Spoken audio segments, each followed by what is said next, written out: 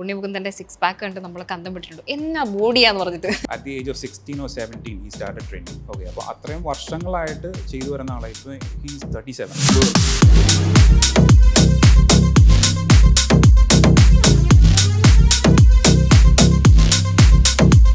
എന്തൊക്കെയായിരുന്നു ആ സമയത്ത് കഴിക്കരുത് അല്ലെ കഴിക്കണം? ഞാൻ തരുന്ന ഡയറ്റില്ലാതെ പുറത്തുനിന്നൊന്നും കഴിക്കാതിരിക്കും. ഉണ്ണി എനിക്ക് ദാഹിക്കുന്നുണ്ടെങ്കിൽ ചെറിയൊരു ഓറഞ്ചിൻ്റെ ഒരു അല്ലി എടുത്തിട്ട് സിപ്പ് ചെയ്യുക. ഇങ്ങനെ അടിക്കുമ്പോഴത്തേക്കും പുള്ളി ഒന്ന് തുറന്നു കൊടുക്കും. ഉണ്ണി വാരിയും എടുക്കും ഒരു 4-5. അപ്പോൾ തന്നെ ഞാനിങ്ങനെ മേടിച്ചിട്ട് ഒരെണ്ണം കഴിച്ചാൽ മതി. അപ്പോൾ ഈ ഫൈറ്റൊക്കെ കഴിഞ്ഞ് ഇരിക്കുന്ന ഒരു മനുഷ്യന് ദാഹിച്ച വെള്ളം കൊടുത്തില്ല എന്ന് കുറച്ച് ക്രൂരതയാണ്. പക്ഷേ വേറെ ആക്ടേഴ്സ് ആരെങ്കിലും ആണെങ്കിൽ ഇത്രയും കോംപ്രമൈസ് ചെയ്യുമെന്ന് തോന്നുന്നില്ല. ഉണ്ണിയുടെ ഒരു നിർബന്ധമായിരുന്നു അയാൾക്ക് പറയാം നല്ലൊരു ബോഡി വേണം എന്നുള്ളത്. എന്തൊക്കെ ആഗ്രഹം പറഞ്ഞിരുന്നു ഇതിന് ശേഷം കഴിക്കണമെന്ന് തോന്നി? പിന്നല്ലേ പുള്ളി എപ്പോഴും ആ ഷൂട്ട് കഴിയുന്ന ഡേറ്റിനെ കുറിച്ച് അറിഞ്ഞിരുന്നു. അന്ന് ഞാൻ പോയി ഇത് കഴിക്കും, ഞാൻ അത് കഴിക്കും പറഞ്ഞു. Unni is a very sweet person. പക്ഷേ ചില പോയിന്റിൽ പുള്ളിയതായിട്ടുള്ള സ്റ്റാൻസ് എടുക്കേണ്ടി വരും. വളരെ ബുദ്ധിമുട്ടി 15 മിനിറ്റ് ചെയ്തു. ഭയങ്കരമായിട്ട് കിടക്കുന്നുണ്ടായിരുന്നു. ബ്രോ നാളെ ഞാനൊരു അരമണിക്കൂർ ചെയ്യും. പിറ്റേ ദിവസം വന്ന് 30 മിനിറ്റ് ഷാപ്പ്. തല്ലിയിട്ട് വരാൻ പറഞ്ഞാൽ കൊന്നിട്ട് വരുമെന്ന് പറയില്ലേ, അതുപോലത്തെ പരിപാടിയാണ് ഉണ്ണിയുടെ. സെക്കൻഡ് വരുന്നു എന്ന് പറയുന്നു, അതിൽ വിക്രമുണ്ട് എന്നൊക്കെ പറയുന്നു. ഏതൊരു അപ്കമിങ് പ്രോജക്റ്റ് വരുന്നുണ്ട്. അതിൽ മാർക്കോ സിനിമയിൽ ഉണ്ണിമുകുന്ദൻ്റെ സിക്സ് പാക്ക് കണ്ട് അന്തം വിട്ടിരുന്നവരല്ലേ? അതെ, ഉണ്ണിമുകുന്ദനെ അതിനുവേണ്ടി ജിം ട്രെയിൻ ചെയ്തെടുത്ത ട്രെയിനർ ബിജോ ജോയാണ് നമ്മുടെ കൂടെ ഉള്ളത്. നമസ്കാരം ചേട്ടാ. നമസ്കാരം.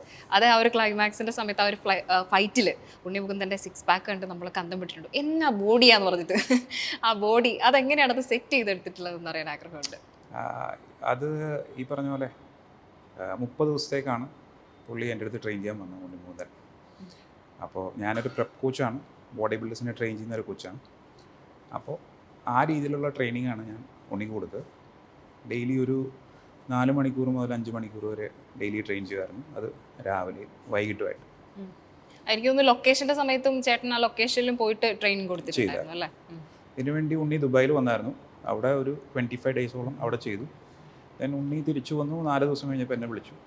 ഞാൻ ഇങ്ങോട്ട് വന്നു, ലൊക്കേഷനിൽ പോയി ബാക്കി ട്രെയിനിങ്.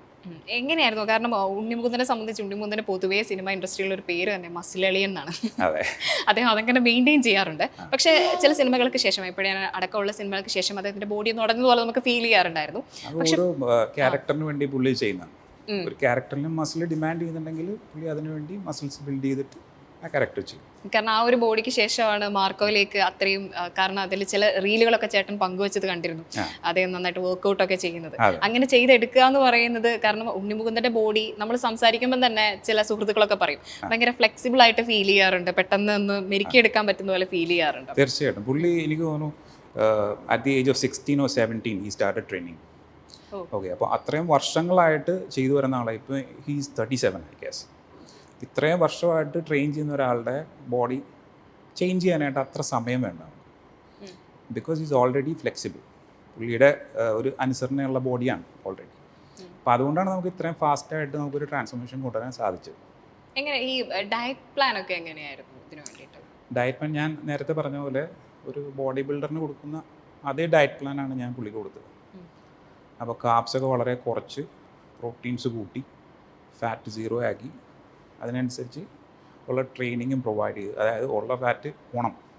പുള്ളിയുടെ ഡിമാൻഡും അത് തന്നെയായിരുന്നു.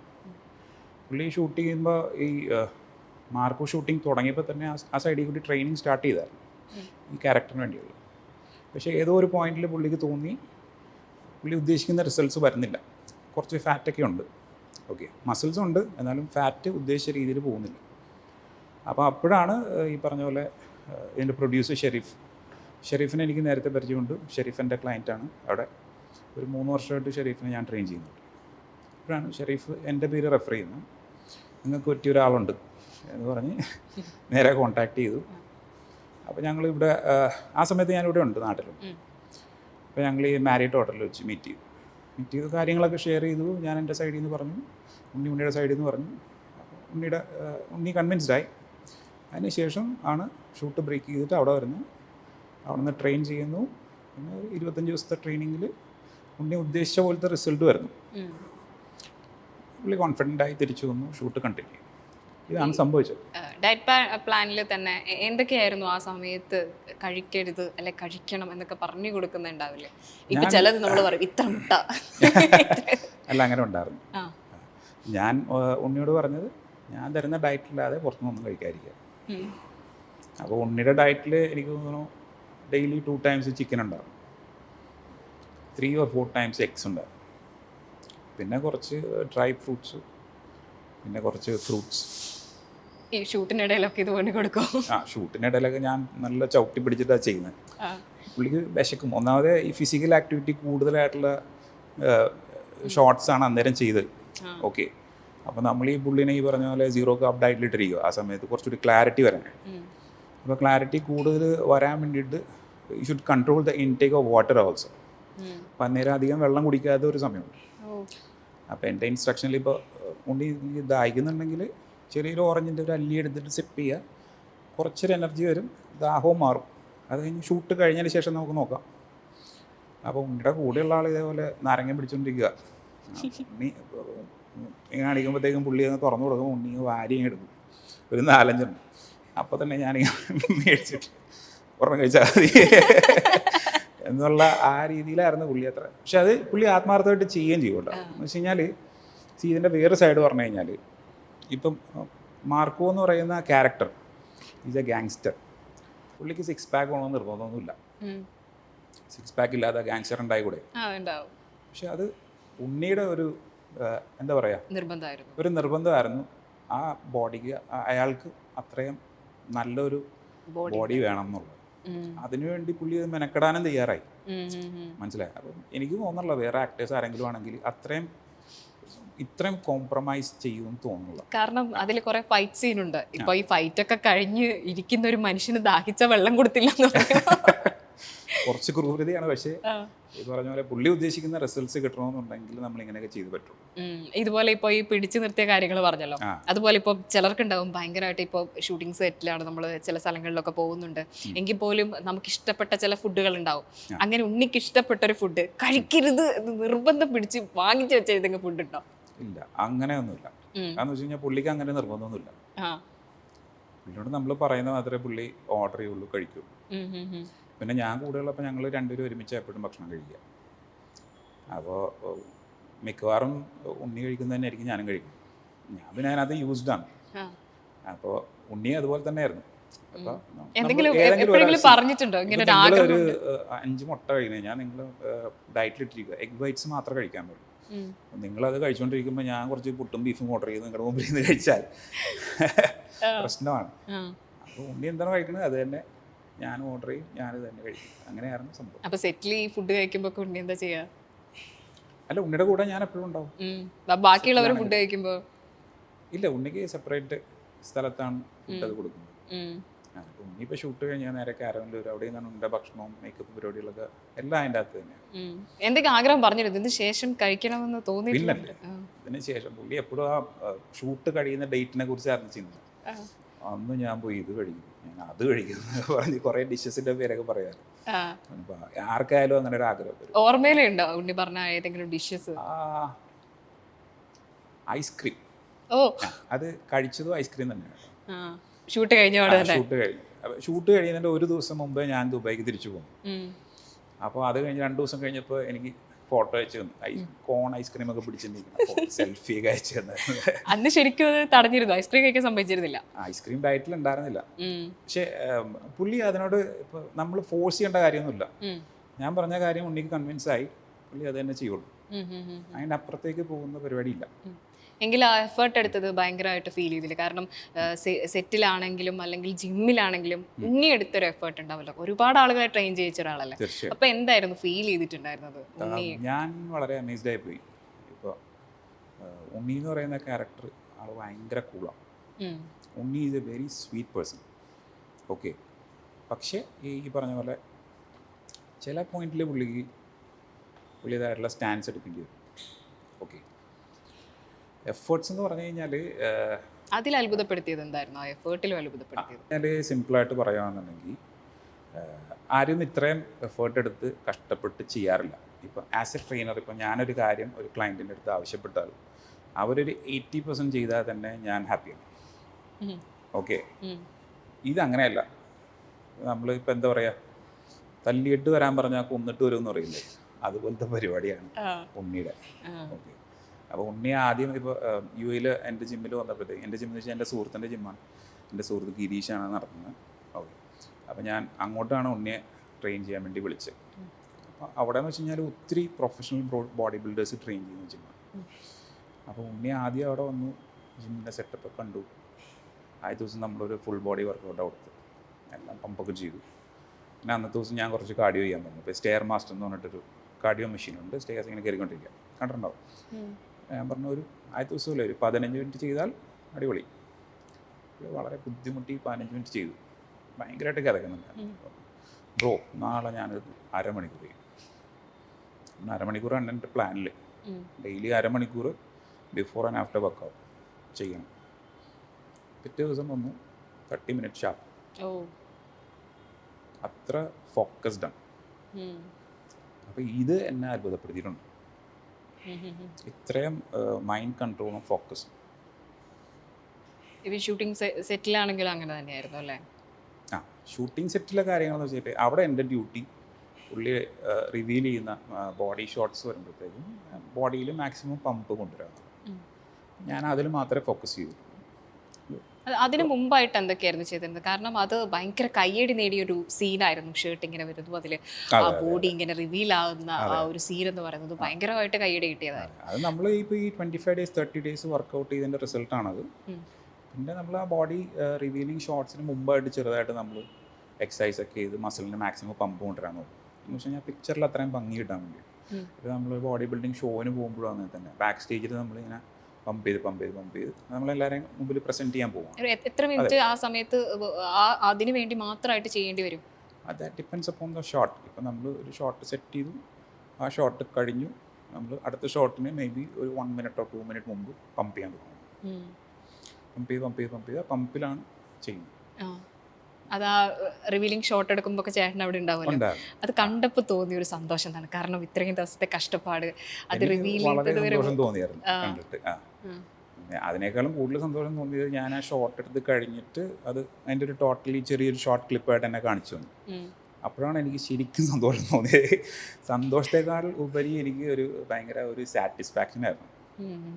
എന്ന് വെച്ചാൽ നമ്മളെ ഏൽപ്പിച്ച ഒരു ജോലി നന്നായിട്ട് ചെയ്യാൻ പറ്റി എന്നുള്ള ആ ഒരു സാറ്റിസ്ഫാക്ഷൻ വരുമല്ലോ, അതായിരുന്നു എനിക്ക് കൂടുതൽ. തിയേറ്ററിൽ കാണുമ്പോഴും അങ്ങനെ കണ്ടപ്പോൾ ഞാൻ ഭയങ്കര സന്തോഷമായി. എൻ്റെ കൂടെ എൻ്റെ ഫ്രണ്ട്സൊക്കെ ഉണ്ടായിരുന്നു, എല്ലാവരും ഭയങ്കരമായിട്ട് അപ്രീഷിയേറ്റ് ചെയ്തു. അടിപൊളി. ഉണ്ണിമുത്തൻ്റെ ഫൈറ്റ് സീൻസ് ഒക്കെ നേരിട്ട് കാണാൻ പറ്റിയിട്ടുണ്ട്. ഉണ്ണിമുത്തൻ്റെ ഫൈറ്റ്, ആ ക്ലൈമാക്സ് ഫൈറ്റ് മാത്രമേ ഞാൻ നേരിട്ട് കണ്ടിട്ടുള്ളൂ. എനിക്ക് ഏറ്റവും ഇഷ്ടപ്പെട്ട ആ സ്റ്റെയർ കേസ് ഫൈറ്റാണ്. ക്ലാസ് ആയിട്ടുണ്ട്, ഹോളിവുഡ് ലെവലാണ് ചെയ്തിരിക്കുന്നത്. ഭയങ്കര അതിനു വേണ്ടി തന്നെ നന്നായിട്ട്, കാരണം കൂടുതൽ വയലൻസ് ആ സീനിൽ തന്നെ ഉണ്ടായിരുന്നു എന്നൊക്കെ ഞാൻ പറയുന്നത്. കുറെ കട്ട് ചെയ്ത് കളയേണ്ടി വന്നു എന്നൊക്കെ. തീർച്ചയായിട്ടും 7.5 മിനിറ്റോളം കട്ട് ചെയ്ത് മാറ്റി. ലാസ്റ്റ് ഫൈറ്റ് മാത്രമല്ലേ? അത് ഏതൊക്കെയാണെന്ന് എന്നോട് പറഞ്ഞില്ല, അങ്ങനെ ഞാൻ പറഞ്ഞു കേട്ടാ.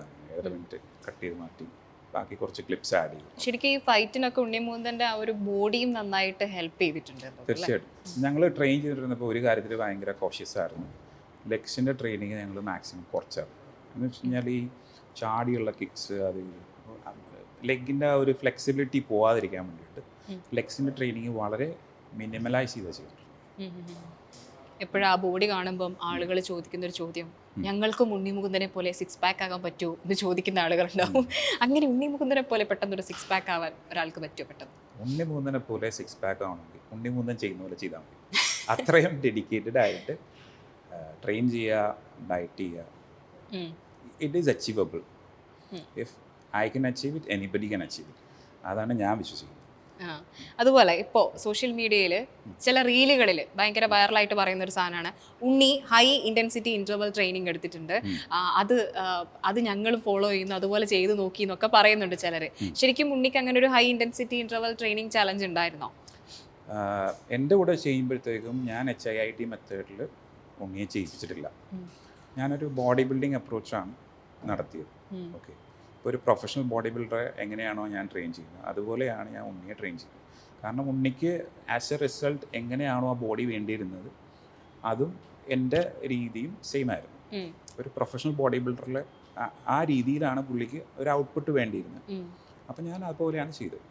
ഇപ്പൊ അറിയാലോ, ഉണ്ണിമുകുന്ദനാണെങ്കിൽ ഉണ്ണിമുകുന്ദന് അദ്ദേഹത്തിന്റെ രാഷ്ട്രീയം വെച്ച് കുറെ ഹേറ്റേഴ്സ് ഉണ്ടായിരുന്നു. ആ സിനിമ വന്നതിന് ശേഷവും പല ഹേറ്റ് കമന്റ്സും ഉണ്ടായിരുന്നു. അതിലാണ് ഈ മസിൽ റിവീൽ ചെയ്യുന്ന സീൻസിൽ ചില അടിയിൽ വരുന്നൊരു കമന്റ് ഉണ്ട്, ഓ ഇത് മരുന്ന് കുത്തിവെച്ചതല്ലേ, അങ്ങനെയൊക്കെ പറഞ്ഞു ഉണ്ണിമുകുന്ദന്റെ ഈ എഫേർട്ടിനെ തന്നെ ഇല്ലാണ്ടാക്കുന്ന ചില കമന്റുകൾ, അതൊക്കെ വേദനിപ്പിച്ചിരുന്നു. ശരിക്കും പറഞ്ഞു കഴിഞ്ഞാൽ ഉണ്ണി അങ്ങനത്തെ സ്റ്റിറോയിഡ്സ് ഒന്നും യൂസ് ചെയ്തിട്ടില്ല. ഇപ്പം ഞാൻ നേരത്തെ പറഞ്ഞു ഞാൻ ഒരു പ്രെപ്പ് കോച്ചാണ്. അപ്പോൾ ബോഡി ബിൽഡിംഗ് സ്റ്റേജിൽ നമ്മൾ സ്റ്റിറോയിഡ് യൂസ് ചെയ്യാതെ പോയിട്ട് കാര്യമില്ല. ഇത് വളരെ കോമൺ ആയിട്ട് നടക്കുന്ന കാര്യമാണ്. എല്ലാ പ്രൊഫഷണൽ ബോഡി ബിൽഡേഴ്സും സ്റ്റിറോയിഡ് യൂസ് ചെയ്യുന്നുണ്ട്. ഓക്കെ, പക്ഷേ ഉണ്ണി ആദ്യം എൻ്റെ അടുത്ത് വന്നപ്പോൾ ആദ്യം പറഞ്ഞൊരു കാര്യം ഇതാണ്. എന്ന് വെച്ച് കഴിഞ്ഞാൽ ഓൾറെഡി വളരെ ഷോർട്ട് സ്പാൻ ഓഫ് ടൈമിലായിരുന്നു ഉണ്ണിക്ക് റിസൾട്ട് വന്നത്. ഉണ്ണി ആദ്യം പറഞ്ഞ കാര്യം നോ മെഡിസിൻസ്, നാച്ചുറലായിട്ട് എത്ര കളയാൻ പറ്റുമോ അത്രയും നമുക്ക് കളഞ്ഞിട്ട് ചെയ്യാം. ഞാൻ പറഞ്ഞു ഓക്കെ. അങ്ങനെ നമ്മൾ സ്റ്റിറോയിഡ്സ് എടുക്കുന്നതിന് പകരം ഫുഡ് സപ്ലിമെൻറ്റ്സ് വെച്ചിട്ടാണ് നമ്മൾ ചെയ്തത്. കറക്റ്റ് ഡയറ്റ്, പിന്നെ കുറച്ച് പറഞ്ഞ പോലെ ഗ്ലൂട്ടമിൻ സപ്ലിമെൻറ്റ് യൂസ് ചെയ്തു, നമ്മൾ BCAA യൂസ് ചെയ്തിട്ടുണ്ട്, മസിൽ ലോസ് വരാതിരിക്കാൻ HMB യൂസ് ചെയ്തു, പിന്നെ കുറച്ച് പ്രീ വർക്കൗട്ട്, കുറച്ച് സ്ട്രെങ്ത് വരാൻ വേണ്ടിയിട്ട് പ്രീ വർക്കൗട്ട്സ് യൂസ് ചെയ്തിട്ടുണ്ട്, കുറച്ച് നാച്ചുറൽ ഫാറ്റ് ബേണേഴ്സ് യൂസ് ചെയ്തു. ഇതിനപ്പുറത്തേക്ക് ഒരു സാധനം ഉണ്ണിക്ക് ഞാൻ കൊടുത്തിട്ടില്ല, ഉണ്ണി യൂസ് ചെയ്തില്ല. അതുപോലെ അതിൽ ചേട്ടൻ്റെ ഒരു റീൽ ഉണ്ടായിരുന്നു, നിങ്ങൾ ആ ഒരു ഗൺ ഷോട്ട് എടുക്കുന്നത്. ഗണ്ണിന് നല്ല വെയിറ്റ് ഉണ്ടായിരുന്നു അല്ലേ ശരിക്കും? ഒരു ഗൺ ഇങ്ങനെ നല്ല വെയിറ്റ് ഉള്ള ഗണ്ണ്, എനിക്ക് ഒരു 15 കിലോ ഉണ്ടാവും. അത് വെച്ചാണ് ലാസ്റ്റ് ക്ലൈമാക്സ് അത്രയും കിടുക്കിയത്. അത് കണ്ടിരുന്നു ആ ഒരു ഷോട്ടിൽ, അന്നേരം മനസ്സിലായി ഈ ഗണ്ണിൽ ആ ഗണ്ണ്. ആ ഷോട്ടിൽ ഈ പറഞ്ഞ പോലെ അന്നേരം കുറച്ച് പമ്പിങ് ഉണ്ടായിരുന്നു. എന്ന് വെച്ച് കഴിഞ്ഞാൽ ആ ഷോട്ടിൻ്റെ ക്യാച്ച് എന്ന് പറയുന്നത് ഈ ഗണ്ണിങ്ങനെ പിടിക്കുമ്പോൾ പാക്സ് റിവീൽ ആവുക എന്നുള്ളതാണ്. അപ്പോൾ ആദ്യത്തെ ആ ഷോട്ടിൽ ആ ഒരു രീതിയിൽ വന്നില്ല. പിന്നീട് നമ്മൾ ഇതേപോലെ പമ്പ് ചെയ്യുന്ന സമയത്ത് ഞാൻ പറഞ്ഞു ഇങ്ങനെ ആപ്സാണ് പോസ് ചെയ്യേണ്ടത്, ഇതുപോലെ കൈ കുറച്ച് ബാക്കിലേക്കൊക്കെ വെച്ചിട്ട്. അങ്ങനെ എൻ്റെ ഒരു അഭിപ്രായം ഞാൻ പറഞ്ഞു. പിന്നെ ആ രീതിയിൽ നമ്മൾ എടുത്തു കഴിഞ്ഞപ്പോൾ നല്ല ഔട്ട്പുട്ട് കിട്ടും. ഒരു മെമ്മറിയാണ്. ഇത് നോക്കുമ്പോഴും അങ്ങനെ ആ ഒരു സാറ്റിസ്ഫാക്ഷൻ കിട്ടണം അല്ലേ, ഈ 6 പാക്ക് റിവീൽ ആവണം, ആ ബോഡി അങ്ങനെ തന്നെ കിട്ടണം. അതാണല്ലോ ഇതെങ്ങനെ റിവീൽ ആവണം, ഫ്രെയിമിൽ കാണാൻ ഭംഗിയുണ്ടോ. ഇപ്പൊ ഞാൻ നോക്കുന്നത് ഒരു ബോഡി ബിൽഡിംഗ് ആംഗിളിൽ നിന്നാണ്. ഇപ്പൊ നമ്മൾ പഴയ എർണോൾഡിന്റെയും സ്റ്റാലിൻ്റെയും ഒക്കെ പടം കണ്ടിട്ടാണ് ഞാൻ ജിമ്മിൽ പോയിരിക്കുന്നത്. ഓക്കെ, അപ്പോൾ അവർ ഇപ്പോൾ എർണോൾഡ് സ്റ്റാലിനൊക്കെ ഈ ഗണ്ണൊക്കെ യൂസ് ചെയ്ത് ഇഷ്ടംപോലെ മൂവീസ് ഉണ്ട്. അപ്പോൾ അതിൻ്റെ ഒരു പെർഫെക്ഷൻ പോലെ വരുന്നുണ്ടോ എന്നുള്ളത് ഞാൻ എപ്പോഴും ചെക്ക് ചെയ്യുന്നുണ്ടായിരുന്നു. ചിലപ്പോൾ ബാക്കിയുള്ള കാണുന്ന ആൾക്കാർക്ക് ചിലപ്പോൾ ആ ഒരു ആംഗിളിൽ നിന്ന് കാണാൻ പറ്റിയില്ല എന്ന് വരും. എനിക്ക് ആ ഒരു ആംഗിളിൽ നിന്ന് കാണാൻ പറ്റുന്നുണ്ട്. അപ്പോൾ എനിക്ക് തോന്നിയ കാര്യം ഞാൻ പുള്ളിയോട് പറഞ്ഞു, പുള്ളി അതേപോലെ ചെയ്തു, അത് അടിപൊളിയായി. ഹാപ്പി. ഓക്കെ, ആ ബോഡി സീനിന് ശേഷം വിളിച്ചാരെങ്കിലും അഭിപ്രായം പറയുക അങ്ങനെ എന്തെങ്കിലും ചെയ്തിരുന്നോ, ഫ്രണ്ട്സ് അല്ലാതെ? അങ്ങനെ വേറെ പുറത്തുനിന്ന് ആരും വിളിച്ചൊന്നുമില്ല. ചേട്ടൻ ആദ്യമായിട്ട് ട്രെയിൻ ചെയ്യുന്ന സെലിബ്രിറ്റി ഉണ്ണിമുകുന്ദനാണോ? അങ്ങനെ പറയാം. ഇനിയിപ്പോ സെക്കൻഡ് വരുന്നു എന്ന് പറയുന്നു, അതിൽ വിക്രം ഉണ്ട് എന്നൊക്കെ പറയുന്നു. എനിക്ക് ഒരു ഐഡിയ ഇല്ല. അങ്ങനെ വരുമ്പോ ചേട്ടനും ഉണ്ടാവോന്നറിയാം. നമുക്ക് അറിയാവുന്നൊരു പണിയുണ്ടല്ലോ, അത് ചെയ്താൽ മതിയല്ലോ. അപ്പോൾ ഇനിയും ഇപ്പോൾ ഏതൊരു അപ്കമിങ് പ്രോജക്റ്റ് വരുന്നുണ്ട്, അതിൽ സ്പോർട്സുമായിട്ട് റിലേറ്റഡ് ആയിട്ടുള്ള എന്തോ ഒരു ക്യാരക്ടറാണ്. അപ്പോൾ അന്നേരം അതിനുവേണ്ടി പ്രിപ്പയർ ചെയ്യുമെന്ന് പറയുന്നുണ്ട് ഉണ്ണിയല്ലേ. അപ്പോൾ നമ്മൾ വീണ്ടും ചെയ്യുമായിരിക്കും. ഇനിയിപ്പോൾ ഉണ്ണിമുകുന്ദന്റെ ട്രെയിനർ എന്ന് പറയുമ്പോൾ കൂടുതൽ വിളികൾ വരാൻ സാധ്യതയുണ്ടാവും അല്ലേ? ഒന്നും അറിയത്തില്ല, നമ്മൾ അതൊന്നും പ്രതീക്ഷിച്ചില്ല ചെയ്ത്. ഇപ്പോൾ എനിക്കും ഷെരീഫിനായിട്ട് ഇപ്പോൾ ഞങ്ങൾ തമ്മിൽ വളരെ നാളത്തെ ബന്ധമുണ്ട്. അപ്പോൾ ഷെരീഫ് എന്നെ ഇതേപോലെ ഇത്രയും വലിയൊരു റെസ്പോൺസിബിലിറ്റി എന്നെ ഏൽപ്പിച്ചു. അപ്പോൾ എനിക്ക് അതിൻ്റെ ഒരു ടെൻഷൻ ഉണ്ടായിരുന്നു ചെയ്യുന്നത്. അപ്പോൾ നമ്മളെ വിശ്വസിച്ച് ഒരാളെ റെഫർ, ഇത്രയും വലിയ ഒരാളെയാണ് നമ്മളെ റെഫർ ചെയ്ത് തന്നിരിക്കുന്നത്. അപ്പോൾ അതെങ്ങനെ മാക്സിമം റിസൾട്ട്സ് പ്രൊഡ്യൂസ് ചെയ്യാന്നുള്ളതായിരുന്നു എൻ്റെ ചിന്ത മുഴുവൻ. ഞാൻ ആ നേരത്ത് കുറേ സ്ട്രെസ്സിലൊക്കെ ആയിരുന്നു. അപ്പോൾ ഞാൻ ഉദ്ദേശിക്കുന്ന റിസൾട്ട്സ് വരുമോ? ഇപ്പോൾ ഒരു പ്രൊഫഷണൽ ബോഡി ബിൽഡർ ആണെങ്കിൽ നമുക്ക് ഈസി മെത്തേഡ്സ് ഉണ്ട്. ഇതങ്ങനെയല്ല, ഇത് നാച്ചുറലായിട്ട് ചെയ്യുമ്പോഴത്തേക്കും അതിൻ്റെ ആയിട്ടുള്ള കഷ്ടപ്പാടുകളെല്ലാം കൂടുതലാണ്. അപ്പോൾ ഉദ്ദേശിക്കുന്ന റിസൾട്ട്സ് ഉണ്ടാവൂ എന്ന ടെൻഷൻ. പക്ഷേ ഒരു 10 ദിവസം കഴിഞ്ഞപ്പോൾ തന്നെ ബോഡി റെസ്പോണ്ട് ചെയ്ത് തുടങ്ങി. ഉണ്ണിയുടെ ബോഡി നമുക്ക് വിചാരിക്കുന്ന ലൈനിൽ തന്നെ പോകുന്നുണ്ട്. പിന്നെ കുറച്ച് ടെൻഷൻ ഫ്രീ ആയിരുന്നു. പറഞ്ഞ പോലെ ഇൻറ്റൻസിറ്റി കൂട്ടി കൂട്ടി കൂട്ടി കൂട്ടി കൂട്ടി അവസാനം അവിടെ എത്തിച്ചു. ഉണ്ണിമുകുന്ദൻ അല്ലാതെ ആ സിനിമയിൽ വേറെ ആർക്കെങ്കിലും വേണ്ടിയിട്ട് ട്രെയിനിങ് കൊടുക്കേണ്ടി വന്നിട്ടുണ്ടോ? മാത്രമേ ചെയ്യിച്ചിട്ടുള്ളൂ. അതെ അല്ലേ. ഈ ഉണ്ണിമുകുന്ദൻ അല്ലാതെ സിനിമ ഫീൽഡിൽ അതിശയിപ്പിച്ചൊരു നടൻ, ഫിറ്റ്നസ് കൊണ്ട് അതിശയിപ്പിച്ചൊരു നടൻ ആരാണ്? അർണോൾഡ്. മലയാളത്തിലാണെങ്കിൽ പറയുമ്പോൾ ആരായിരിക്കും? മലയാളത്തിൽ എന്നെ അങ്ങനെ അതിശയിപ്പിച്ചിട്ടൊന്നുമില്ല ആരും. ഫിറ്റ്നസ് കൊണ്ടാരും. ഇല്ല. എന്ന് വെച്ച് കഴിഞ്ഞാൽ ഞാൻ ചിലപ്പോൾ ഒരു പക്ഷേ ബോഡി ബിൽഡർ ആയതുകൊണ്ടാകാം, നമ്മൾ ഒരുപാട് സ്റ്റേജിൽ പോകുന്നതാണ്, ഒരുപാട് വലിയ വലിയ ബോഡി ബിൽഡേഴ്സിനെ കാണുന്നതാണ്. അപ്പോൾ ആ ലെവലിൽ നോക്കുമ്പോഴത്തേക്കും എന്നെ അങ്ങനെ ആരെയും ഇംപ്രസ് ചെയ്യിച്ചിട്ടില്ല ഹിന്ദിയിലും. പക്ഷേ ഈ മാർക്കോയിലെ ഏറ്റവും അവസാനത്തെ ഒരു ഷർട്ട് റിവീലിംഗ് ഷോട്ട് ഉണ്ട്, അത് കണ്ടൊരു 10 പേര് ജിമ്മിൽ ചേരുമെന്ന് എനിക്ക് ഉറപ്പാണ്. ഉണ്ണിയെ പോലൊരു സിക്സ് പാക്ക് എന്നുള്ളത്. അതെന്ന് വെച്ചാൽ ഞാൻ അർണോൾഡിനെ കണ്ടിട്ടാണ് ജിമ്മിൽ പോയി തുടങ്ങി. ഞാൻ 15 ഇയേഴ്സ് ഉള്ളപ്പോഴാണ് ഞാൻ ജിമ്മിൽ ചേരുന്നത്. ആ സമയത്ത് തന്നെ ഈ അർണോൾഡിൻ്റെ പടങ്ങളൊക്കെ കാണുമ്പോൾ ഇതെന്ത് സാധനം, ഇങ്ങനെ എന്തെങ്കിലും ആവുമോ എന്നുള്ള രീതിയിൽ അങ്ങനെയൊക്കെയാണ് നമ്മൾ ചേരുന്നത്. അപ്പോൾ അതുപോലെ ഒരു ഇൻഫ്ലുവൻസ് കൊടുക്കാൻ ഉണ്ണിക്ക് സാധിച്ചേക്കും ഈ പടത്തോടുകൂടി കഴിയുമെന്നുള്ള എനിക്ക് ഉറപ്പാണ്. ഇനി വേറൊരു ഡൗട്ട് ചോദിക്കുകയാണ്. കാരണം ഇപ്പം നമ്മൾ ചിലപ്പോൾ ചില വാർത്തകൾ കാണാറുണ്ട്, ഇപ്പം വർക്കൗട്ട് ചെയ്യുന്നതിനിടെ ഹൃദയാഘാതം വന്ന് മരിക്കുന്നു, ചില നടന്മാർക്കടക്കം ഹൃദയാഘാതം അങ്ങനെ സംഭവിച്ചതായിട്ട് പറയുന്നു.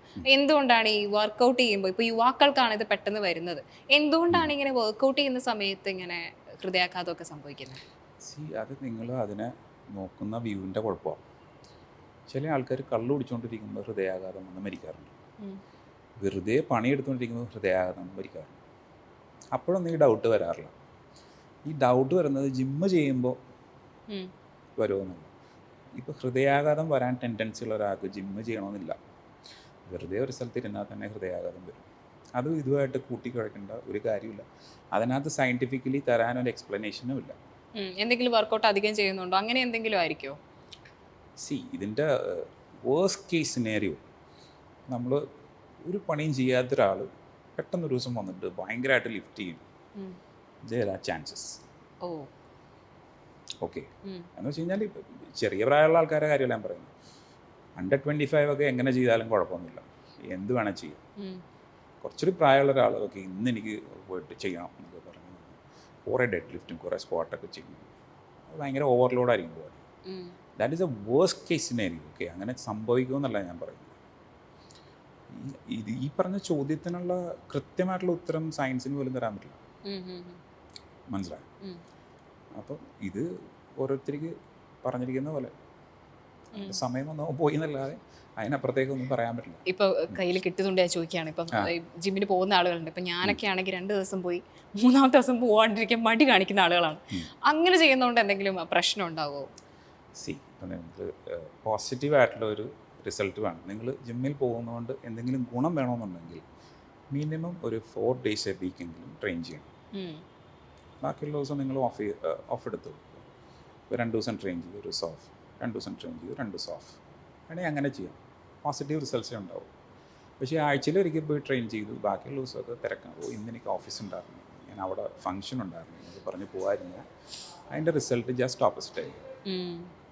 ഇപ്പോൾ നമ്മൾ ഒരുപാട് നാൾ പണിയെടുക്കാറുന്ന ഒരാൾ ഒരു ദിവസം പറമ്പിലിറങ്ങി കിളച്ച് കഴിഞ്ഞാൽ മേലുവേദന വരും, അതേ വേദന ഇവിടെയും വരും. ഈ മേലുവേദനയുടെ കാര്യം പറയുമ്പോഴാണ് ഇപ്പൊ പല ഇൻഫ്ലുവൻസസ് അല്ലെങ്കിൽ യൂട്യൂബിലൊക്കെ കാണുന്നത്, കുറച്ച് മസിലുള്ള ആളുകൾ വന്നിരുന്നിട്ട് ഓരോ കാര്യങ്ങൾ പറഞ്ഞ് നമ്മളെ കൺഫ്യൂസ് ചെയ്യിക്കുന്നുണ്ട്. അത്തരത്തിലൊന്നാണ് ഇപ്പോൾ ഈ നമ്മൾ ജിമ്മിൽ പോയി കഴിഞ്ഞിട്ടാകുമ്പോൾ നമുക്ക് മസിൽ പെയിൻ വന്നാലോ നമ്മൾ വിയർത്താലോ മാത്രമേ നമ്മുടെ ബോഡിയിൽ അത് എഫക്റ്റ് ആവുള്ളൂ എന്ന് പറഞ്ഞിട്ട് ഇങ്ങനെ പറയുന്നുണ്ട്. അങ്ങനെ വിയർക്കുക എന്ന് പറയുന്നത് ബോഡിയുടെ ഒരു കൂളിംഗ് മെക്കാനിസമാണ്. നമ്മുടെ ബോഡി കൂടുതൽ ഹീറ്റായി കഴിയുമ്പോൾ അതിനെ തണുപ്പിക്കാൻ ബോഡി തന്നെ കുറച്ച് വെള്ളം പ്രൊഡ്യൂസ് ചെയ്യും. അതും ഫാറ്റ് ബേണിങ്ങുമായിട്ട് ഒരു ബന്ധമില്ല. സിമ്പിളായിട്ട് പറയുകയാണെങ്കിൽ ഇപ്പോൾ ഫുൾ AC ഇട്ടിരിക്കുന്ന ഒരു ജിമ്മ് നിങ്ങൾ വളരെ ഹാർഡ് കോറായിട്ട് ട്രെയിൻ ചെയ്യും, നിങ്ങൾ ടയർഡ് ആവുന്നുണ്ട്, നിങ്ങൾ കഥയ്ക്കുന്നുണ്ട്, പക്ഷെ നിങ്ങൾ സ്വെറ്റ് ആവുന്നില്ല, അതിനർത്ഥം നിങ്ങളുടെ വർക്കൗട്ട് വേസ്റ്റ് ആയി എന്നല്ല. അതുപോലെ ഈ വേദന വരണമെന്നുണ്ടോ? ഇപ്പോൾ കൈക്കാണ് ചെയ്യുന്നുണ്ടെങ്കിലും വേദന വരിക എന്നുള്ളത് നമ്മുടെ ഇൻറ്റൻസിറ്റി നന്നായതുകൊണ്ടാണ്. ഇൻറ്റൻസിറ്റി ഓഫ് എ വർക്കൗട്ട് ഇത് 2 ലെവലിലേ മെഷർ ചെയ്യാൻ പറ്റുള്ളൂ. ഒന്നിലെ 0 അല്ലെങ്കിൽ 100. ഓക്കെ, ഇപ്പോൾ ഈ 100% ഇൻറ്റൻസിറ്റിയിൽ നമ്മൾ വർക്കൗട്ട് ചെയ്ത് കഴിഞ്ഞാൽ അതിൻ്റെ ആഫ്റ്റർ എഫക്റ്റാണ് ആ പെയിൻ. ഇപ്പോൾ ഇപ്പം നിങ്ങളൊരു ബൈസെപ്സ് കേൾ ചെയ്യും, ബൈസെപ്സ് കേൾ ചെയ്യുമ്പോൾ നിങ്ങൾ ആ മസിലിനെ ഡിസ്ട്രോയ് ചെയ്യുക ചെയ്യും. ആ മസിൽ ടയർ ഉണ്ടാവും അതിന്. ആ ടയർ എപ്പോഴാണ് അത് ഹീലാവുക എന്ന് വെച്ച് കഴിഞ്ഞാൽ നിങ്ങൾ ഉറങ്ങുമ്പോഴാണ്. അപ്പോൾ ഇതിൻ്റെ ഒരു ഫങ്ഷനിങ് എന്ന് വെച്ച് കഴിഞ്ഞാൽ നിങ്ങൾ മസിലിനെ മാക്സിമം ടയർ ചെയ്യുക, അതിനെ ഫീഡ് ചെയ്യുക, അതിന് റെസ്റ്റ് കൊടുക്കുക, ആ ചെയ്യുമ്പോഴാണ് പുതിയ മസിൽ ഉണ്ടാവുക. അപ്പോൾ ഈ വർക്കൗട്ട് ചെയ്യുമ്പോൾ ടയർ ഉണ്ടായില്ലെങ്കിൽ it's a waste of time. അപ്പോൾ വേദന ഉണ്ടാകുക എന്നുള്ളത് ശരിക്കും പറഞ്ഞൊരു ആവശ്യമാണ്. ആ ലെവലിലേക്ക് എത്തിയാൽ നല്ലതാണ്. അതുപോലെ ഈ ബിഗിനേഴ്സ് ഉണ്ടാവും, ആദ്യമായിട്ട് ജിമ്മിൽ പോകുന്നവരുണ്ടാവും, അവർ ശ്രദ്ധിക്കേണ്ടതായിട്ടുള്ള കാര്യങ്ങൾ എന്തൊക്കെയാണ്? ബിഗിനേഴ്സ് എന്ന് പറയുമ്പോൾ നമ്മൾ ആ രീതിയിൽ വളരെ ലൈറ്റായിട്ട് സ്റ്റാർട്ട് ചെയ്യുക. ബേസിക് ആയിട്ടുള്ള ഇപ്പോൾ പഴയ ഒരു രീതി എന്ന് പറഞ്ഞു കഴിഞ്ഞാൽ ഇപ്പോൾ 50 or 100 പുഷപ്പ് എടുത്ത് കാണിക്കാതെ വെയിറ്റിലേക്ക് കടത്തില്ല. ഞാനൊക്കെ ആ ഒരു രീതിയിൽ കയറി വന്ന ആളാണ്. എൻ്റെ സ്റ്റാർട്ടിങ് സമയത്ത് എൻ്റെ ആശൻ വെയിറ്റുള്ള റൂമിലേക്ക് കടത്തിയില്ല. 100 പുഷപ്പ് അടിച്ച് കാണിച്ചു കഴിഞ്ഞാൽ നിനക്ക് ഡംബൽ തരാം, ഇല്ലെങ്കിൽ പറ്റില്ല. അല്ല, അന്നത്തെ സിസ്റ്റം. പക്ഷെ ഒരു കണക്കിന് ഞാനിപ്പോൾ ആലോചിക്കുമ്പോണ്ടല്ലോ, അതൊരു നല്ലൊരു പരിപാടിയാണ്. എന്ന് വെച്ച് കഴിഞ്ഞാൽ അതൊരു ഫിൽറ്ററിങ് ആയിരുന്നു. പക്ഷേ 10 പേര് ജിമ്മിൽ വരുക, ഇതിനകത്ത് ആരാണ് ഈ സാധനമായിട്ട് മുന്നോട്ട് പോകാന്നുള്ളത് ഈ ഫിൽറ്ററിങ് സിസ്റ്റം കഴിഞ്ഞ് കഴിയുമ്പോൾ അറിയാം. ഇവന് മുന്നോട്ട് പോകാനായിട്ട് മനക്കെട്ടി ഇല്ലാത്തവൻ 10 പുഷപ്പ് അടിച്ചവൻ വീട്ടിൽ അവിടെ നിൽക്കില്ല. അപ്പോൾ ആ ലെവല് ക്രോസ് ചെയ്ത് കഴിഞ്ഞ് വന്നവരാണ് അത് സസ്റ്റെയിൻ ചെയ്ത് പോകുന്നത്. പക്ഷെ ഇപ്പോഴത്തെ കാലഘട്ടത്തിൽ അതൊന്നും പറ്റത്തൊന്നുമില്ല. പിന്നെ അതിനെ പുഷപ്പിനേക്കാളും ലൈറ്റർ ആയിട്ടുള്ള വർക്കൗട്ട്സ് ഇപ്പോൾ നമുക്ക് മെഷീൻ യൂസ് ചെയ്ത് ചെയ്യാൻ പറ്റും. അപ്പോൾ ബിഗിനേഴ്സ് ആണെന്നുണ്ടെങ്കിൽ അതേപോലെ ലൈറ്റർ വർക്കൗട്ട്സ് ചെയ്യുക, ഒരു മസിൽസ് ബിൽഡ് ചെയ്ത് അത് കഴിഞ്ഞ് ഇൻ്റർമീഡിയറ്റ് ലെവലിൽ കയറുക, ദെൻ എക്സ്പെർട്ട് ലെവലിലേക്ക് പോകണമെന്നുണ്ടെങ്കിൽ അങ്ങനെ പോവുക. ഈ ബോഡി ഷോയ്ക്ക് പോകുന്നവരൊക്കെ ഈ ബോഡി കീപ്പ് ചെയ്യാന്ന് പറയുന്നുണ്ടല്ലോ, അത് എത്രത്തോളം ഭയങ്കര പാടുള്ളതാണെന്ന് ആൾക്കാർ പറയും. കാരണം ഭയങ്കര ചിലവുള്ളതാണെന്ന് പറഞ്ഞിട്ട് പലരും ഏറ്റവും എക്സ്പെൻസീവ് ആയിട്ടുള്ള സ്പോർട്ടാണ് ബോഡി ബിൽഡിംഗ്. ബോഡി ഷോയ്ക്ക് പോകുമ്പോഴാണ് ഷോയ്ക്ക് പോകുമ്പോൾ നമ്മൾ ആ മസിൽസ് മെയിൻറ്റെയിൻ ചെയ്യാന്ന് പറഞ്ഞു കഴിഞ്ഞാൽ നമുക്ക് അതിനനുസരിച്ചുള്ള ഭക്ഷണം കഴിക്കണം. ഏകദേശം അറൗണ്ട് എത്ര ചിലവ് നമുക്ക് പ്രതീക്ഷിക്കേണ്ടി വരും ഒരു ബോഡി ഷോയ്ക്ക് നമ്മൾ പോകാൻ നിൽക്കുമ്പോൾ? അറൗണ്ട് ഇപ്പോൾ ഒരു കമ്മതി കണക്ക് പറയുകയാണെങ്കിൽ ഒരു ഷോ ഇറങ്ങാനായിട്ട് മിനിമം ഒരു 2.5 ലക്ഷം രൂപയെങ്കിലും വേണം കേരളത്തിലാണ് കുറഞ്ഞത്. അത് അതിൻ്റെ നമ്മൾ ഭക്ഷണം കഴിക്കുന്നതിൻ്റെ എക്സ്പെൻസും സപ്ലിമെൻറ്റ്സിൻ്റെ എക്സ്പെൻസും ബാക്കിയുള്ള എന്തെങ്കിലും ചെയ്യുന്നുണ്ടെങ്കിൽ അതിൻ്റെ എക്സ്പെൻസും എല്ലാം കൂടി കൂട്ടി. എനിക്ക് ചിലപ്പോൾ തോന്നാറുണ്ട് നമ്മൾ ഡയറ്റ് പ്ലാൻ പറയുമ്പോഴേ ഏറ്റവും എക്സ്പെൻസീവ് ഫുഡാണോ? തീർച്ചയായിട്ടും. ആസ് എ ബോഡി ബിൽഡർ അയാൾക്ക് ഒരു ദിവസം ഒരു 1 or 2 കോഴിയെ കഴിക്കേണ്ടി വരും, 20 or 30 മുട്ട കഴിക്കേണ്ടി വരും. എക്സ്പെൻസ് ഉണ്ടല്ലോ, ഒരു മാസത്തെ കണക്ക് കൂട്ടി നോക്കും എന്ത് എക്സ്പെൻസ് വരും. അപ്പം അതിന് താല്പര്യമുള്ള ആൾക്കാർ മാത്രമേ അത് ചെയ്യാറുള്ളൂ. ചിലർ ഈ പ്രോട്ടീൻ അടിച്ച് കയറ്റുന്നതാണോ? പ്രത്യേകിച്ച് പ്രോട്ടീൻ കഴിക്കുന്നല്ലോ ചിലർ. അതിനെക്കുറിച്ച് എന്ന് പറഞ്ഞാൽ ഞാൻ വേറെ കാര്യം പറയാം. ഉണ്ണിയുടെ ഡയറ്റിൽ ഞാൻ പ്രോട്ടീൻ പൗഡർ കൊടുത്തിട്ടില്ല. ഉണ്ണിക്ക് ഭയങ്കര അത്ഭുതമായിരുന്നു. ഉണ്ണി 25 വയസ്സ് മുതൽ പ്രോട്ടീൻ കഴിക്കാൻ തുടങ്ങി, റെഗുലറായിട്ട് കഴിച്ചു. അപ്പോൾ ഞാൻ ഡയറ്റ് കൊടുത്തപ്പോൾ പറഞ്ഞത് പ്രോട്ടീൻ വേണ്ട. അതെന്താ? ഞാൻ പറഞ്ഞു വേണ്ട, പ്രോട്ടീൻ ഇല്ല, നമുക്ക് നാച്ചുറലായിട്ടുള്ള ഫുഡിൽ നിന്നുള്ള പ്രോട്ടീൻ മാത്രം മതി. അങ്ങനെ ഞാനത് അങ്ങനെ ഒരു തീരുമാനം എടുക്കാൻ കാര്യം എന്ന് വെച്ച് കഴിഞ്ഞാൽ എനിക്ക് അത്രയും കൂടി റിസ്ക് എടുക്കാൻ താല്പര്യമില്ല. ഈ പ്രോട്ടീൻ കഴിക്കുന്നുണ്ട് എന്തെങ്കിലും റിസ്ക് എലമെന്റ് ഉണ്ടോ? റിസ്ക് എലമെന്റ് ഉണ്ടെന്നല്ല ഞാൻ പറയും. ഇപ്പോൾ നമ്മൾ സാധാരണ കൺസ്യൂം ചെയ്യുന്ന പ്രോട്ടീൻ എന്ന് പറയുന്നത് വേ പ്രോട്ടീൻ എന്ന് പറയും. ഇത് പാലിൽ നിന്ന് നമുക്ക് 2 തരത്തിലുള്ള പ്രോട്ടീൻ കിട്ടും. ഒന്ന് വേ പ്രോട്ടീൻ, രണ്ടാമത്തേത് കെസീൻ.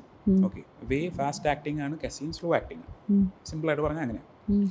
അപ്പോൾ ഏറ്റവും നല്ല പ്രോട്ടീൻ സോഴ്സസിൽ ഒന്നാണ് വേ പ്രോട്ടീൻ. പക്ഷെ പ്രോബ്ലം എവിടെയാണെന്ന് വെച്ച് കഴിഞ്ഞാൽ ഇത് ഡിസ്ട്രിബ്യൂട്ട് ചെയ്യുന്ന ആൾ ജെന്യുവനായിട്ടുള്ള സാധനം അല്ല ഡിസ്ട്രിബ്യൂട്ട് ചെയ്യുന്നതെങ്കിൽ നമ്മൾ ഉദ്ദേശിക്കുന്ന റിസൾട്ട്സ് വരില്ല. ഓക്കെ, പിന്നെ അതിനകത്ത് ചെറുതായിട്ട് ഷുഗർ കണ്ടന്റ് ഉണ്ടാകാനുള്ള സാധ്യതയുണ്ട്. ഞാൻ കൊടുക്കുന്ന ഡയറ്റിൽ മാക്സിമം ഷുഗർ കട്ട് ചെയ്യാനാണ്. അപ്പോൾ ആ സൈഡിൽ നിന്നുള്ള റിസ്ക് ഒഴിവാക്കാൻ വേണ്ടിയിട്ടാണ് ഞാൻ വേ പ്രോട്ടീൻ വേണ്ടെന്ന് വെച്ചത്. കാരണം ഇപ്പോൾ ഒരാൾ ജിമ്മിൽ ചേരുകയാണെങ്കിൽ അതിനൊപ്പം തന്നെ പ്രോട്ടീനും വാങ്ങി പോകുന്നതാണ് പൊതുവിൽ ഇപ്പോൾ കേരളത്തിൽ കണ്ടുവരുന്ന ഒരു ശൈലി. ഞാനും ആ സ്റ്റൈൽ ഫോളോ ചെയ്തിരുന്ന ഒരാളാണ്. പക്ഷേ ഇപ്പം ഞാൻ 21 years മുതൽ കോമ്പറ്റ് ചെയ്യാൻ തുടങ്ങിയത്. I am going to be 42. Okay, അപ്പോൾ ഇത്രയും വർഷത്തെ എക്സ്പീരിയൻസിന് ഞാൻ മനസ്സിലാക്കിയെന്ന് പറഞ്ഞു കഴിഞ്ഞാൽ വേ പ്രോട്ടീനേക്കാളും ഉപരി നമുക്ക് നാച്ചുറലായിട്ടുള്ള ഫുഡ് സോഴ്സസിൽ നിന്ന് കിട്ടുന്ന പ്രോട്ടീനാണ് നമുക്ക് യൂസ്ഫുൾ. അപ്പോൾ ഈ പ്രോട്ടീൻ പൗഡറിന് പകരം ഉണ്ണിമുകുന്ദൻ്റെ ഡയറ്റിൽ അതിന് പകരമായി കൂട്ടിയിട്ടുള്ളത് എന്തായിരുന്നു ആഡ് ചെയ്തിട്ടുള്ളത്? നാച്ചുറൽ ഫുഡിൽ നിന്നുള്ള പ്രോട്ടീൻ തന്നെ. ഇപ്പം നമ്മൾ എഗ് വൈറ്റ്സ് കഴിക്കുന്നു. അപ്പോൾ എത്ര എഗ് കഴിക്കണം? മീറ്റ് കഴിക്കുന്നു. എനിക്ക് ഒരു ദിവസം ഉണ്ണിമുകുന്ദൻ അതിനായിട്ട് എത്ര എഗ് വൈറ്റ് കഴിച്ചിട്ടുണ്ടോ? 30 or 40 egg whites. 40 മുട്ടയോ? Egg whites എന്ന് പ്രത്യേകത വെച്ച് കഴിഞ്ഞാൽ അതിനകത്ത് 0 fat and 0 carbs. നമുക്ക് ട്രസ്റ്റ് ചെയ്ത് കഴിക്കാം. ഒരു തരത്തിലും അതിനകത്ത് ഫാറ്റോ കാർബോ വരില്ല. 40 മുട്ടയോളം കഴിപ്പിക്കും. മുട്ടയുടെ വെള്ള അത് മാത്രമാണ് കൂടുതൽ, അല്ലെങ്കിൽ വേറെ എന്തെങ്കിലും? കൂടുതലും മുട്ടയാണ്. എന്ന് വെച്ച് കഴിഞ്ഞാൽ അതിനകത്ത് ഫാറ്റ് വരാനുള്ള ചാൻസ് വളരെ കുറവാണെന്നല്ല 0% ചാൻസാണ്. അപ്പോൾ ആ ഒരു റിസ്ക് എലമെൻറ്റ് ഒഴിവാക്കാൻ വേണ്ടിയിട്ടാണ് അത് കൂടുതലായിട്ട് ഞാൻ ആഡ് ചെയ്തത്. ഓക്കെ. അതുപോലെ ഈ ഫുഡല്ലാതെ കൃത്യമായിട്ട് മെയിൻറ്റെയിൻ ചെയ്യണം എന്നുള്ളതുണ്ടാവുമല്ലോ. കാരണം ഉണ്ണിമുകുന്ദൻ്റെ ആ ഒരു ബോഡിക്ക് വേണ്ടിയിട്ട് ഈ ട്രെയിനിങ്ങും ഫുഡും അല്ലാതെ കൃത്യമായിട്ട് ആവശ്യമുണ്ടായിരുന്ന വേറെ എന്തായിരുന്നു ആ ബോഡി അങ്ങനെ സസ്റ്റെയിൻ ചെയ്ത് നിർത്താൻ വേണ്ടിയിട്ട്? വേറെ ഒന്നുമില്ല എന്ന് വെച്ച് കഴിഞ്ഞാൽ ഞാൻ പറഞ്ഞില്ലേ, ഉണ്ണിക്ക് ഇങ്ങനെ ഒരു ഹിസ്റ്ററി ഉള്ളതാണ്. ഓക്കെ. ഇത്രയും കാലമായിട്ട് ട്രെയിൻ ചെയ്തുകൊണ്ടിരിക്കുന്നത്. അപ്പോൾ ഉണ്ണിയുടെ ബോഡി പെട്ടെന്ന് റെസ്പോണ്ട് ചെയ്യാൻ ഉതകുന്ന രീതിയിലുള്ള ബോഡിയാണ്. ഉറക്കം എത്രത്തോളം ഇമ്പോർട്ടൻ്റ് ആണ് അങ്ങനെ ബിൽഡ് ചെയ്തെടുക്കുന്നത്? വളരെ ഇമ്പോർട്ടൻ്റ് ആണ്. 7 to 8 hours കമ്പൽസറി ആയിട്ട് ഉറങ്ങും. അതൊക്കെ ഉണ്ണി ഓൾറെഡി സെറ്റ് ചെയ്ത് വെച്ചിരിക്കുന്ന കാര്യങ്ങളാണ്. ഉണ്ണിക്ക് ഉറങ്ങാനൊരു സമയമുണ്ട്, ആ സമയം ഉറങ്ങും, കറക്റ്റ് സമയത്ത് എഴുന്നേക്കും. അങ്ങനെ വളരെ ഡിസിപ്ലിനായിട്ട് ലൈഫ് സ്റ്റൈൽ അല്ല, അത് എനിക്കറിയത്തില്ല. പുള്ളി എത്ര മണിക്ക് ഉറങ്ങുമെന്ന് ഞാൻ ചോദിച്ചിട്ടില്ല. ഞാൻ ഇത്രയും പറഞ്ഞിട്ടുള്ളൂ, 7 to 8 hours ഉറക്കം വേണം. അത് കറക്റ്റായിട്ട് പുള്ളി ചെയ്യുന്നുണ്ട്. എന്നോട് പറഞ്ഞ ഓർമ്മ അനുസരിച്ച് എനിക്ക് തോന്നുന്നു മോർണിംഗ് 5 o'clock 4:30 എന്തോ എഴുന്നേക്കും പുള്ളി. അതിന് മുമ്പ് 8 hours ക്ലീനായിട്ട് ഉറങ്ങും. പിന്നെ വല്ല ഷൂട്ടൊക്കെ ഉണ്ടെങ്കിൽ മാത്രമേ ഇത്രയും ലേറ്റായിട്ട് ഉറക്കുന്നത്. ലേറ്റായിട്ട് ഉറങ്ങിയതിന് കറക്റ്റായിട്ട് പുള്ളി എഴുന്നേക്കും. പിന്നീട് എപ്പോഴെങ്കിലും അത് കോമ്പൻസേറ്റ് ചെയ്യും. എനിക്ക് തോന്നുന്നു ജിമ്മിൽ ഉണ്ണിമുതൽ മാത്രമല്ല, ജിമ്മിൽ പോകുന്നതല്ല, എല്ലാവർക്കും ഈ ഉറക്കം ഭയങ്കര തീർച്ചയായിട്ടും ഉറക്കം വളരെ ഇമ്പോർട്ടൻ്റ്. മസിൽ ബിൽഡ് ചെയ്യാനായിട്ടാണെങ്കിലും ശരി, ഭക്ഷണം കറക്റ്റ് ആയിരിക്കണം, വർക്കൗട്ട് കറക്റ്റ് ആയിരിക്കണം, ഉറക്കം കറക്റ്റ് ആയിരിക്കണം. ഇത് മൂന്നും വളരെ മെയിൻ ആയിട്ടുള്ള കാര്യങ്ങളാണ്. ഓക്കെ ചേട്ടാ, അപ്പോൾ വളരെ കുറേ കാര്യങ്ങൾ ഞങ്ങൾക്ക് വേണ്ടി പറഞ്ഞു തന്നു. വളരെ നന്ദി നിങ്ങളോട് ഇത്രയും നേരം സംസാരിച്ചതിന്. Thank you so much. ഞാൻ പറഞ്ഞ കാര്യങ്ങൾ നിങ്ങൾക്കും കൂടി ഇൻഫോർമേറ്റീവ് ആയിരിക്കും എന്ന് കരുതുന്നു. Thank you so much.